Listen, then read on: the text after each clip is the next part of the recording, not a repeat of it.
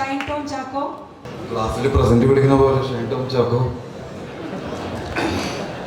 ഒരിക്കൽ നമ്മൾ കാണാനായിട്ട് ഇരുന്ന് കഴിഞ്ഞാൽ പിന്നെ അത് തീരുന്നവരെ നമുക്ക് അവിടെ നിന്ന് കണ്ണെടുക്കാൻ തോന്നില്ല.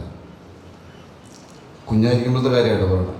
അങ്ങനെ ഞാൻ അടുപ്പിച്ച് കണ്ട 2 പടങ്ങളാണ് പൊന്തന്മാടയും വിധേയനും. 2ലും മമ്മൂക്കയാണ്. പിന്നീട് ഞാൻ സിനിമയിൽ വന്നു, മമ്മൂക്കയുടെ കൂടെ വർക്ക് ചെയ്തു. കമൽ സാറിൻ്റെ അസിസ്റ്റൻ്റായിട്ടാണ് വന്നത്.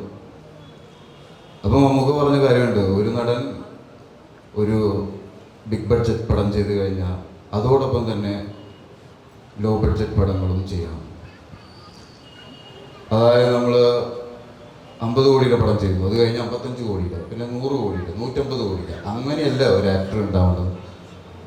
50 കോടിയുടെ ചെയ്ത് കഴിഞ്ഞാൽ ആ ആക്ടറിന് 2 കോടിയുടെ പടം ചെയ്യാൻ പറ്റണം. എന്നാലേ ഇൻഡസ്ട്രി നിലനിൽക്കുള്ളൂ, പടങ്ങളും നല്ലതുണ്ടാവുള്ളൂ.